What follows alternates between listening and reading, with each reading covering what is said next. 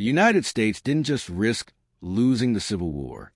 It nearly collapsed, shattered, and was almost erased from the world map, not by the Confederacy, but by the British Empire. By the early years of the Civil War, America was already unstable. The economy was bleeding. Cities were tense. The government was divided against itself. The Union was fighting to survive. The Confederacy was fighting to be recognized. And across the Atlantic, the most powerful empire on earth was watching closely, calculating profit, power, and opportunity. Because if Britain made one decision differently, the United States would never recover. Here's the turning point. In our timeline, Britain stayed officially neutral. But in this world, they don't. After a string of Union naval failures and mounting pressure from British textile industries desperate for southern cotton, London makes a quiet but devastating move. Britain recognizes a confederacy as a legitimate nation. Then comes the unthinkable. British warships sail into the Atlantic, not as observers, not as mediators, but as an active imperial force. At that moment, America loses control of its own destiny. The impact is instant. Union ports feel it first. British naval power chokes northern trade routes almost overnight. Insurance rates explode. Merchant ships refuse to sail. The American economy, already fragile, starts to seize up. In New York and Boston, docks go silent. Factories slow. Workers flood the streets. Civil unrest spreads faster than news. And worse, Union generals realize a horrifying truth. They are no longer fighting a rebellion. They are fighting an empire. Washington panics. The Union Navy, built for blockade duty, is no match for Britain's global fleet. British ships don't need to win battles. They just need to control access.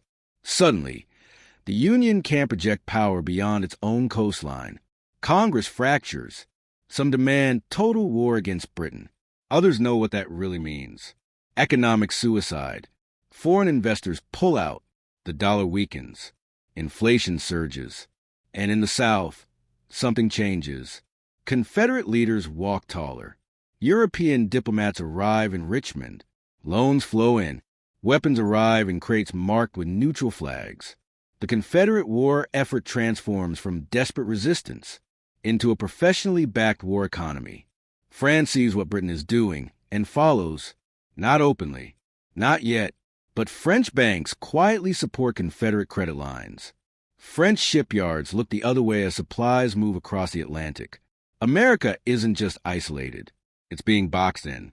The global balance of power is shifting, and the United States is losing relevance by the day. Union armies begin to stall, not because they stop fighting, but because they can't be supplied efficiently anymore. Railroads break down. Ammunition shortages grow. Soldiers go unpaid. Desertions increase. In northern cities, riots erupt, not unlike the draft riots of real history, but worse. Because now the question isn't just, why are we fighting? It's, can we even win? States begin to argue openly about withdrawing support. Governors resist federal authority. The idea of a United States starts to feel optional. Britain doesn't just fight with ships. They fight with paper. They propose mediation. On the surface, it sounds peaceful, but the terms are devastating. An independent confederacy, shared control of Atlantic trade, British guarantees of stability. Translation: America accepts permanent division, or fights the British Empire alone. Lincoln faces an impossible choice. Across the world, perceptions change. The United States, once a rising power, is now seen as unstable, fractured, unreliable. Britain reasserts dominance over Atlantic trade. France expands influence in the Western Hemisphere. Smaller nations stop fearing American pressure. The Monroe Doctrine quietly dies. America no longer shapes global events. It reacts to them. And the message is clear to every empire watching. This republic can be broken. Even if the Union fights on, the damage is permanent. Debt cripples future generations. Industrial growth stalls. Political trust never fully recovers. And worst of all, the idea of American inevitability is gone. No more manifest destiny. No unstoppable rise. just a divided continent under the shadow of European power. This wasn't fantasy. This wasn't impossible. Britain seriously considered intervention. Confederate recognition nearly happened. The margin between survival and collapse was terrifyingly thin. One diplomatic shift, one economic calculation, one empire choosing profit over restraint.